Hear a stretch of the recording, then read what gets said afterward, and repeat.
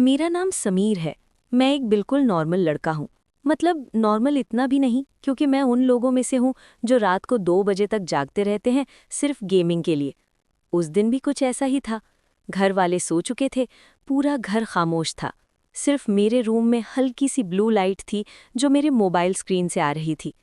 मैं पबजी खेल रहा था, फुल फोकस के साथ। हेडफोन्स लगा रखे थे और मैं अपनी टीम को इंस्ट्रक्शंस दे रहा था, लेफ्ट से आओ, लेफ्ट से, अरे यार कवर दो मुझे। लेकिन फिर अचानक गेम लैग होने लगा। पिंग रेड हो गया, कैरेक्टर फ्रीज और फिर डिस्कनेक्ट। मैं इरिटेट हो गया। यार ये क्या मसला है?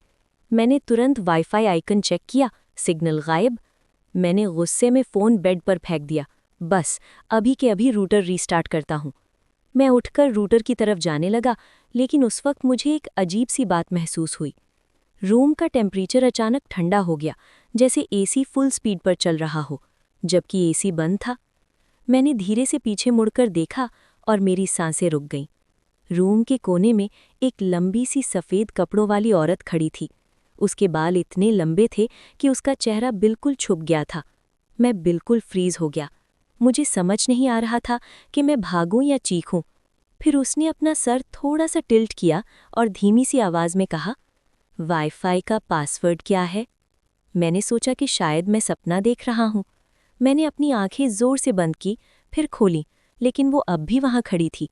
Same position, same creepy stance. मैंने धीरे से बोला, तुम कौन हो? वो कुछ सेकंड्स तक चुप रही, फिर धीरे से बोली, पासवर्ड।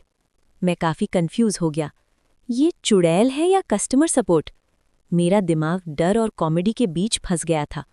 मैंने डर के मारे पहला पासवर्ड बोल दिया, 12345678। वो बिल्कुल हिले बगैर खड़ी रही, फिर बोली, रॉन्ग है। मैंने हल्का सा सार्केज़म ट्राई किया, ट्राई करो पासवर्ड। वो धीरे से मेरी तरफ एक स्टेप आगे बढ़ी। मेरा दिल तेज़ धड़कने लगा। मजाक मत करो। अब सिचुएशन सीरियस हो रही थी। मैंने जल्दी से सही पासवर्ड बताया, Sameer@786। वो हवा में हाथ चलाने लगी, जैसे कोई इनविजिबल मोबाइल यूज़ कर रही हो। मैं लिटरली देख रहा था और सोच रहा था, ये कौन सी टेक्नोलॉजी है भाई? फिर अचानक वो रुक गई और थोड़ी सी इरिटेट होकर बोली, सिग्नल वीक है। मैं शॉक। मैंने तुरंत रूटर उठाया और उसके पास ले गया। यहाँ बेटर आएगा शायद। वो रूटर के बिल्कुल पास खड़ी हो गई। 2 सेकंड, 3 सेकंड, फिर उसका चेहरा थोड़ा सा उठा और हल्की सी क्रीपी मुस्कान आई। कनेक्टेड। मैंने सुकून का सांस लिया ही था कि वो दोबारा बोली, नेटफ्लिक्स का पासवर्ड भी बता दो। मैंने उस वक्त जो एक्सप्रेशन दिया होगा, वो शायद दुनिया का सबसे कंफ्यूज्ड एक्सप्रेशन था। तुम नेटफ्लिक्स भी देखती हो? वो धीरे से बोली, रात लंबी होती है। मैंने सर पकड़ लिया। ये कोई नॉर्मल हॉरर सीन नहीं है। मैंने नेटफ्लिक्स का पासवर्ड भी दे दिया। अब वो बिल्कुल रिलैक्स मोड में खड़ी थी, जैसे किसी होटल में चेक इन कर रही हो। अगले कुछ दिन अजीब थे। हर रात 2 बजे वो आती, वाईफाई यूज़ करती, नेटफ्लिक्स देखती, कभी-कभी मुझसे बात भी करती। मुझे पता चला कि वो असल में 50 साल पुरानी है। उसका घर जल गया था और तब से वो यहाँ भटक रही है। मैंने उसका नाम पूछा। वो बोली, लोग मुझे ज़ोया कहते थे। मैंने कहा, अब मैं भी तुम्हें ज़ोया ही बुलाऊंगा।